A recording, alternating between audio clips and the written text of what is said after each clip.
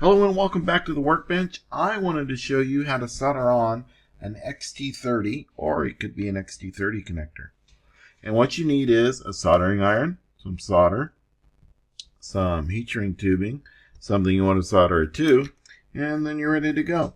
So I have this electronic speed control that I want to put in my MN99, and I want to use this connector to connect to it.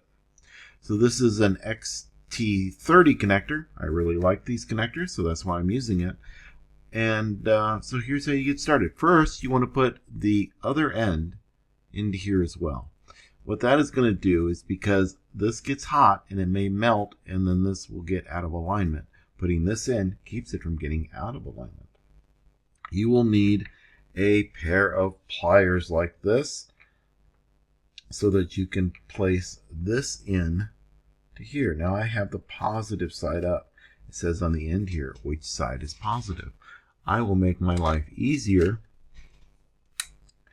and I will positively make sure that I know that that is positive.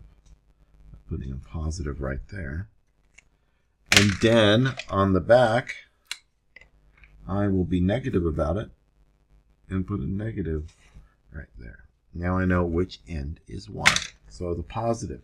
Positive in electronics, red is positive, black is negative. I have my soldering iron. It's ready to go. Now soldering. Soldering takes a lot of practice, and you need some things to go along with your soldering iron. One of them is one of these doodads, and that cleans the tip of your soldering iron. That's all its job is. When they say tin your soldering iron, that means you're going to be putting some solder on the end of the soldering iron, and then you're going to clean that solder off, and there's a little bit left on the edge. You want to do that. You want your end to be nice and shiny like this one, because it conducts the heat better, and it transfers the heat from the soldering iron to the part you're working on much faster and much easier. If you're having trouble soldering, it's probably because your tip isn't very clean, or you don't have a very good soldering iron. Get yourself if you want to do this and you want to solder and you think you're going to solder a lot, get yourself a good soldering iron, and you'll be much happier you did, and it's going to be much easier to solder. All right, I'm going to start by adding some solder to the end here, to this thing, filling in that little gap with some solder, and then I will tin the leads. Tinning means I'm just putting solder on the end of these guys. I use silicone wire. I got lucky that these are silicone wire from the factory, so I didn't have to replace them, but I use silicone wire. The reason I use silicone insulated wire is because it doesn't melt. This part doesn't melt, and then I've got a mess of whatever I've got. So that's why I do that. You want to get your shrink tubing and put it on first.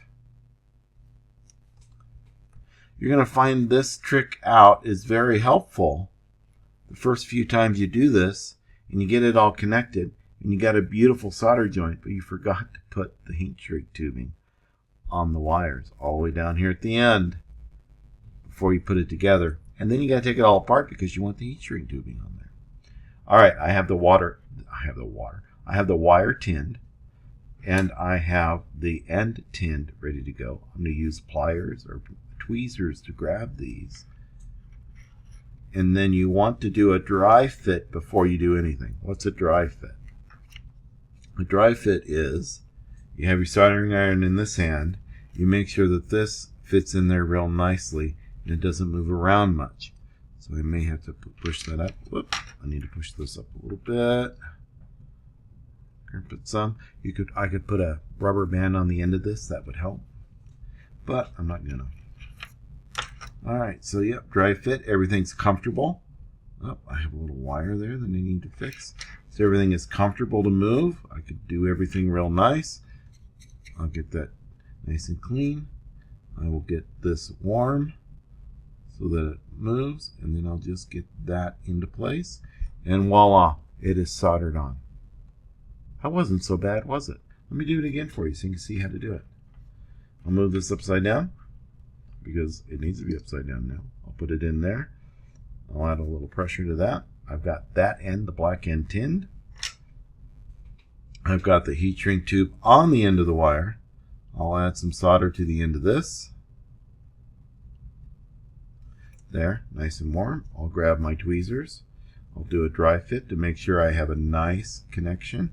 You know, plenty of things. All this stuff isn't in the way. That's important.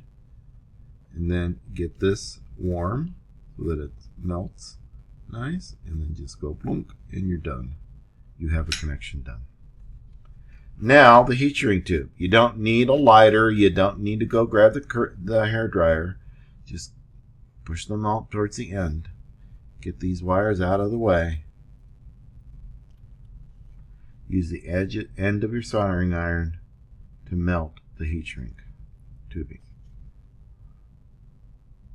Yes, it goes faster with the hair dryer. If you're going to do a lot of them, you get the hair dryer ready or the heat gun ready. Or you can use a lighter. I don't like to use a lighter. I end up lighting more things on fire with the lighter than I do shrinking the heat shrink tubing. So there we go. It's all done.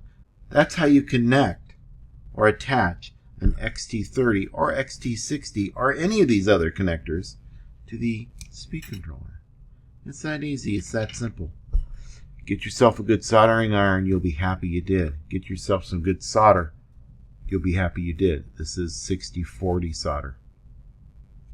So get some solder. This will probably last you this will last you longer than you'll be in the hobby. Yeah. Thanks for watching. Hope you learned something.